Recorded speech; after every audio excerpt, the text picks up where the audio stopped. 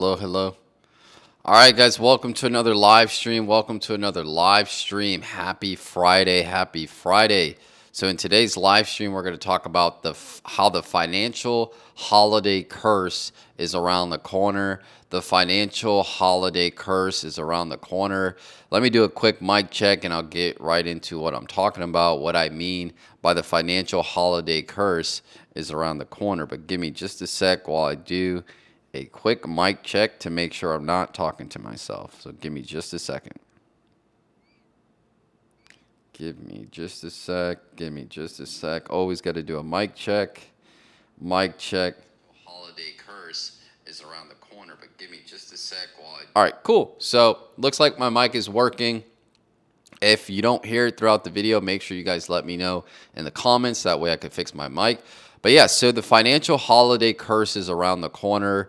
And what I mean by that is we have Thanksgiving, we have Black Friday, we have Christmas, and those are holidays that people typically like to spend a lot of money. Now, I'm not sure if this was you, but I'm pretty sure this was a lot of people when they were growing up. Like, let's say you got your first job. I'm not even going to say decent paying job, but job. And you felt like you had to get everybody in your family a gift for Christmas. I'm not sure if that was you, but that was kind of like my thing where I was like, I remember my first job for me was washing dishes. So I don't think it was then, but actually I probably think it was then. It was around that time, and I was probably making like a few $100 every 2 weeks. I was thinking about getting everybody in my family a gift when I wasn't really making that much money. And even still, when I first got out of college, my first job, I was making about $36,000. And I still had that mentality where it was like, okay, the holidays are coming around. I need to get everybody a gift for Christmas because that's just how my family was. That's how everybody is. We kind of transitioned from not getting everybody a gift. Now we just get like the kids just get a gift, but even that could get expensive, right? So it just goes to show that during the holidays, people like to spend a lot, and for middle class people, they feel like it's a tradition where they have to go out and buy everybody in their family a gift, or even for their kids, they have to get the most expensive gifts. They have to make their kids feel special. And I think you can make kids feel special without such expensive gifts. I don't think you need to get the most expensive gaming console out there, or I'm not sure. I haven't kept up with the gaming consoles and things like that, so I'm not sure what's expensive. But most people end up getting some like you end up getting. Let's say you had 2, 3 kids, you end up getting each kid 3, 4 gifts, right? One gift is never good enough. You always have to get the kid like 4 or 5 gifts, and it probably comes out to $1,000 per kid. And I know for some households it may be a lot higher. But yeah, Christmas is one of those holidays, and it's coming up where everybody thinks they have to spend, and typically a lot of people go in debt. A lot of people go in debt for Christmas because they don't have the money to get everybody a gift, but it's such a tradition that they say, okay, I'm going to take my credit card and I'm going to go and buy everybody a gift. They end up putting $3,000 to $4,000 on their credit card, and then tax season is around the corner, and now instead of taking that tax money and it going to savings or some type of investing, now you have to take that tax money and pay the credit card. And but a lot of people get in trouble because they take their tax money and spend that on something different. So the cycle just keeps going, right? And like I said, that January to the December January time frame is typically where people get their bonus from their job. If you work a 9 to 5, you typically get some type of bonus. It may not be the biggest bonus, but some of you get $1,000 to $3,000. And then you get your tax, which if you have kids, maybe you'll probably get anywhere from like 5,000 to 6,000. If you're single, maybe 2,000 to 3,000. But you get a decent chunk of money as far as middle class is concerned, where you can take that money and invest it and triple it or quadruple it over the next few years. But now you spent that money on the holidays. So the holidays is a very tricky time. So, and Christmas is not the only thing. We have Black Friday in November. People tend to, the sales. We have all these Black Friday sales coming up in November, and a lot of you like to buy a new TV, get the latest gaming console, buy some new clothes, get a new watch. So you have to be very careful with things like Black Friday. They advertise a lot on social media, on the internet in general, and everywhere you go, you're going to see Black Friday sales. So this is what we call the financial holiday curse, because people typically spend a lot during this time of the year, and it's usually people that don't have the means to spend this money. They're going out and buying everything that's on sale, and sometimes it's not even on sale, because not only the financial holiday curse is not just Black Friday and Christmas, but it's kind of like that time of the year where everybody feels good and they kind of just they've had a long year. It's easy to fall into a lot of those psychological traps. Oh, you had a long year, it was a tough year, so let me go out and spend $2,000-$3,000 on some random stuff. Let me put it on a credit card, gain all this interest. And yeah, so that's why I call it the financial holiday curse. So what you can do instead of doing that is cut your expenses. Spend 1/10 of what you are going to spend, and try to do the same thing. Because some of you, I know you still want to get your kid a gift. You still want to get people a gift, and I don't think it's about the amount that you get people.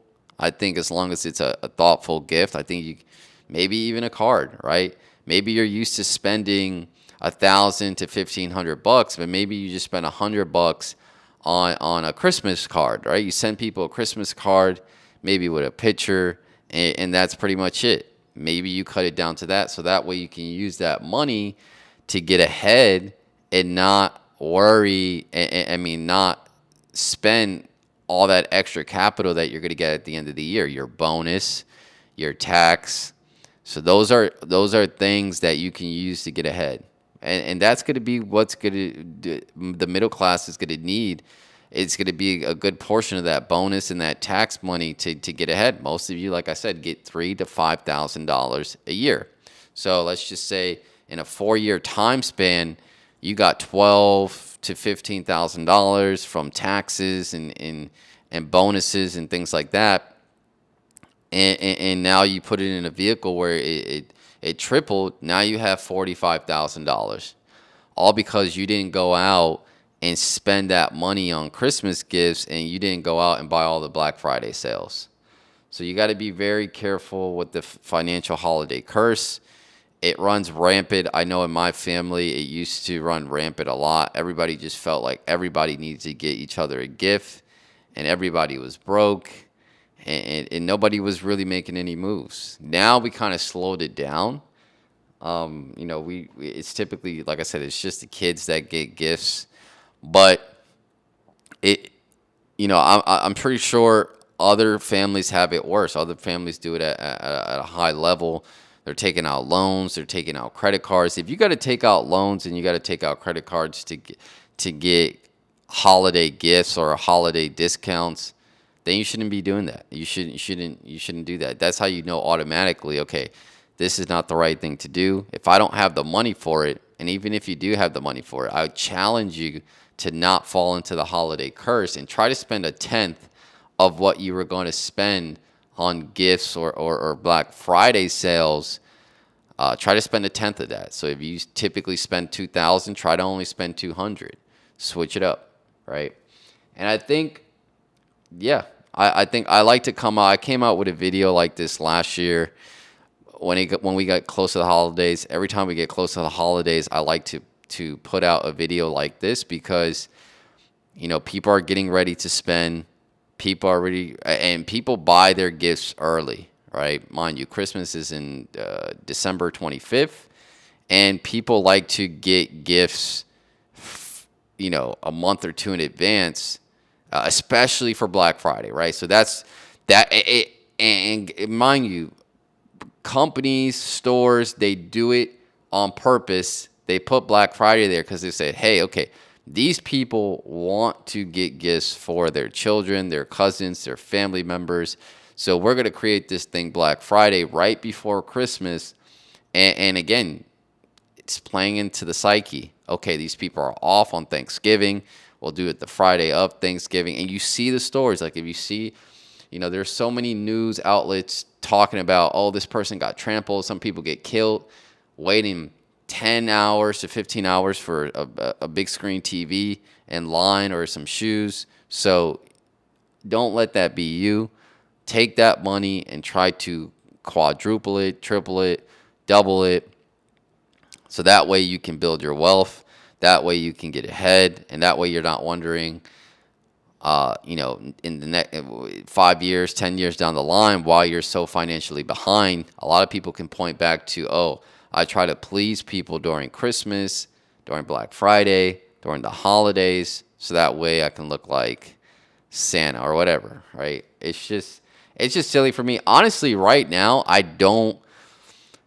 keep gift giving to people that are close to me. Like, I could count on my hands who I get gifts for.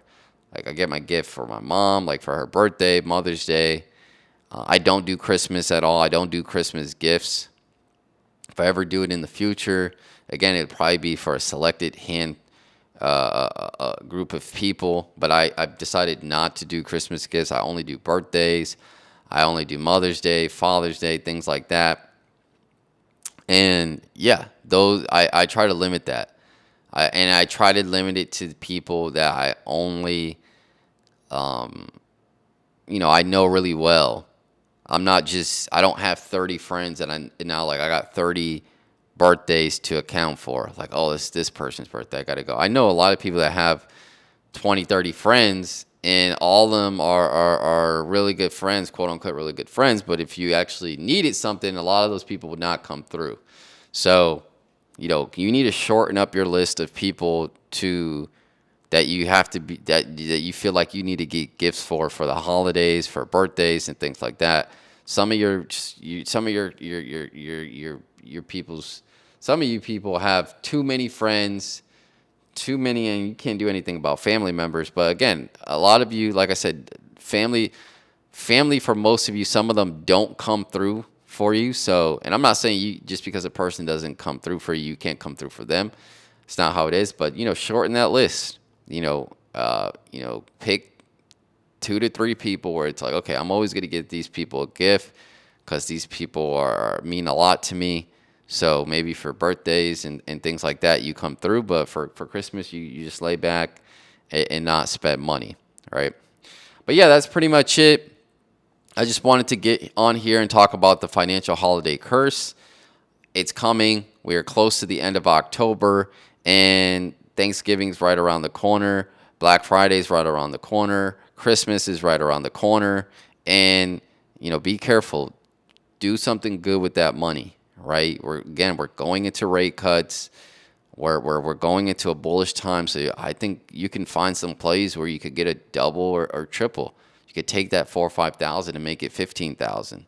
Then later triple that. That could be 45. Then later triple that. That could be 130, 140. Triple that.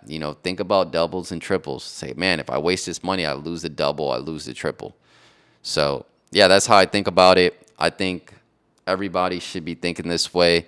I think you should be at a point where you make enough. If you're buying gifts for everybody, you should be at a point where the money you make each month, the money you spend on gifts is like a 0.5% of what you bring in each month. If it's like 50, if you make $2,000 a month and you're buying $1,000, $1,500 worth of gifts, you need to reevaluate your gift giving and cut that list down and cut the price down and use that money to invest and get ahead financially. All right, that's pretty much it. Make sure you guys like, comment, subscribe. Go follow me on Instagram. Go follow me on TikTok, Mr. Financial Nutrition on Instagram, TikTok Financial Nutrition. I'm not posting on those platforms now. I've been posting on them for a while, but I want to just revamp that this new year. I guess since we're talking about the end of the year, might as well talk about what we're going to be doing in the new year. And I'll probably create another video about that to talk about what I'm going to do, because I always do something different with my channel each year. I've been up for 3 years. So the first year, I focus on just putting out videos, right? Like long form videos where it's just cut, edited, and then I posted them up. The second year, I focused on long form videos as well, but then I also did shorts. And shorts are still popular now, but I wasn't too happy with the shorts. But I did it for a while. I did over like 150 shorts. So I did that, and then then the third year, which is this year or fourth year, and I did a combination of both. It wasn't like I switched up and just went to shorts, or I switched up and just went to longs. I kind of, when I say I switched it up, I kind of just focused on that main thing for the year. That's kind of where I put most of my focus, but I did drop other stuff. So it was long form videos edited, then shorts, and then I went back to long form. And then the fourth year, this year, I kind of just did all live stream, which I like live stream. But going into the new year, I'm probably still going to do the live stream each and every day. And I'm going to put out a long form video every Sunday. But the thing about, I don't want to just put out a long form video about nothing, right? I really want to give some type of value. So I'm really thinking about what I want to put out for that, and most likely it's going to be something to do with investments. Because, like I said, after the crypto bull run, I'm going to have some capital to invest with, and start building out portfolios and things like that. So it should be fun. I want to show you guys some stuff. Probably won't. I don't know. We'll see. But yeah, show you guys some stuff, and be a little more personable in my videos, right? Which I think I do really well in the live streams, but I want to, the long form videos edited are a way to help grow the channel. I do get some views on the live stream, and I like the live stream because it does help the quality of the long form videos. And yeah, I think it helps out. But yeah, that's pretty much it. I'll see you guys in the next one. Take care.